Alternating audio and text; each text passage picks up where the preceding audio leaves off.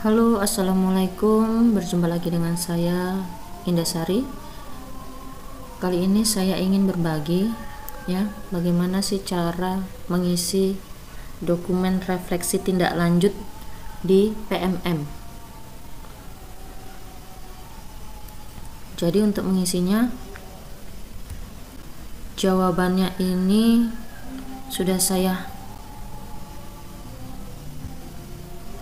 tulis ataupun saya pindahkan di Microsoft Word. Ya, di sini ada jawabannya.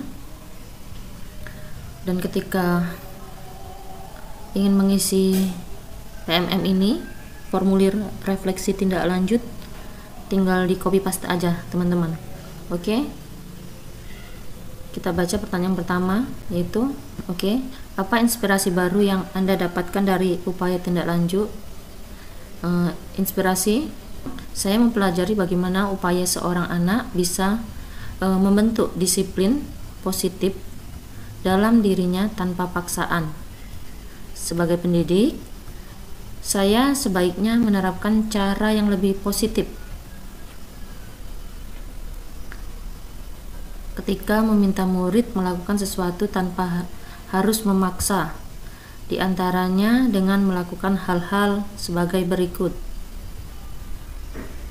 Yang pertama, mengajak atau mendorong murid melakukan kegiatan yang membuat mereka senang. Yang kedua, membantu murid untuk menemukan inspirasinya. Dan yang ketiga, membuka ruang dialog dengan murid. Oke, lanjut. Pertanyaan yang selanjutnya, berdasarkan inspirasi yang Anda dapatkan, apa perubahan praktik Anda di ruang kelas atau satuan pendidikan yang telah Anda lakukan? Ya, capaian. Jawaban saya setelah copy paste, saya ingin siswa melakukan disiplin positif, bukan dari unsur paksaan, karena adanya keinginan mendapatkan pujian dan hadiah, melainkan murni dari dalam pola pikir dan perasaan dirinya ingin melakukannya tanpa kendali dari luar. Oke, lanjut pertanyaan selanjutnya. Apa 3 tantangan paling sulit yang akan Anda hadapi dalam melakukan perubahan tersebut? Ya. Tantangan. Jawaban yang pertama, saya terkadang kurang sabar menghadapi anak-anak yang suka membangkang. Yang kedua, cara mendekatkan diri dengan siswa dengan cara yang mengasihkan, tidak formal dan kaku namun sesuai aturan sekolah. Dan yang ketiga, waktu kedekatan mengenai karakter peserta didik. Ya, pertanyaan yang selanjutnya. Bagaimana rencana Anda dalam mengatasi tantangan tersebut agar bisa memastikan perubahan terjadi? Ya, upaya perbaikan yang pertama jawabannya berbagi cerita atau mencari informasi dari orang tua murid dengan menanyakan karakter siswa. Yang kedua, menunjukkan rasa simpati dan empati saat mendengarkan cerita siswa. Yang ketiga, memberikan apresiasi saat melihat siswa melakukan kesepakatan kelas dengan baik. Dan yang keempat, mencari informasi dan masukan dengan teman sejawat, guru penggerak, dan atasan serta melibatkan orang tua siswa dalam komunikasi hal perilaku siswa. Pilihan belajar dari platform Merdeka Mengajar. Ya, pertanyaan pertama, apa inspirasi baru yang Anda dapatkan dari upaya tindak lanjut? Ya, jawabannya inspirasi dalam menciptakan ketaatan jangka panjang, saya dapat memberikan makna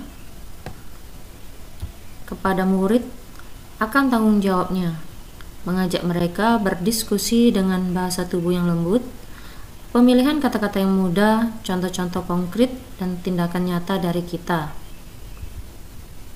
Dengan demikian, murid akan melihat tindakan disiplin yang sama saya akan lakukan secara konsisten. Pada akhirnya, murid akan mengerti akan makna dari setiap tindakan yang akan mereka lakukan. Ya, pertanyaan selanjutnya. Berdasarkan inspirasi yang Anda dapatkan, apa perubahan praktik Anda di ruang kelas atau satuan pendidikan yang telah Anda lakukan? Ya, jawabannya, capaian, saya mendapatkan pemikiran bahwa menjadi guru yang tidak otoriter dan langsung menggunakan hukuman dalam menghadapi siswa yang membangkang, namun dengan pendekatan dan kesabaran dalam membuat dia menyadari konsekuensinya, lebih menyadarkan diri untuk membentuk disiplin positif tanpa paksaan dari luar. Pertanyaan selanjutnya, apa 3 tantangan paling sulit yang akan Anda hadapi dalam melakukan perubahan tersebut? Tantangan yang pertama, komunikasi yang kurang terbuka dengan orang tua murid. Yang kedua, mencari cara pendekatan yang lebih mengasihkan lagi agar siswa dalam mengutarakan permasalahan pribadinya lebih terbuka dan tidak ada yang mereka tutupi. Yang ketiga, mengatur waktu untuk mengenal karakteristik siswa lebih dekat. Yang terakhir, bagaimana cara Anda dalam mengatasi tantangan tersebut agar bisa memastikan perubahan terjadi? Ya, upaya perbaikan yang pertama, memanfaatkan referensi yang ada. Yang kedua, mengatasi tantangan-tantangan ini memerlukan strategi yang cermat, kesabaran, dan komitmen yang kuat. Yang ketiga, mengkomunikasikan tujuan dan manfaat perubahan. Yang keempat, mengajak partisipasi dan kolaborasi. Yang kelima, melibatkan semua pemangku kepentingan. Yang keenam, membangun komunikasi yang efektif.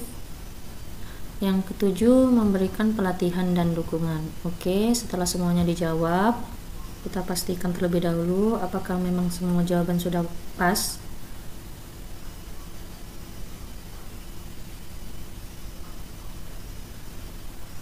Setelah semuanya kira-kira sudah terjawab,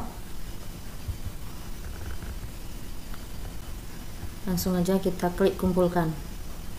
Kemudian kumpulkan dokumen. Anda dapat ubah isi dokumen jika diperlukan selama belum dinilai oleh atasan. Oke, saya mengerti bahwa isi dokumen dapat diubah selama belum dinilai.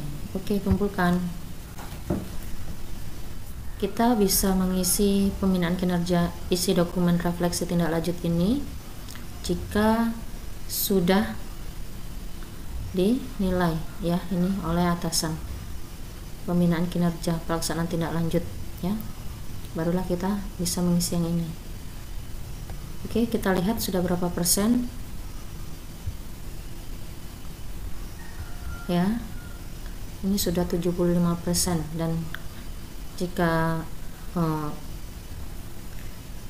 tugas yang terakhir tadi sudah dinilai oleh atasan, ini jadi 100% ya teman-teman. Oke, cukup sekian, semoga bermanfaat. Assalamualaikum warahmatullahi wabarakatuh.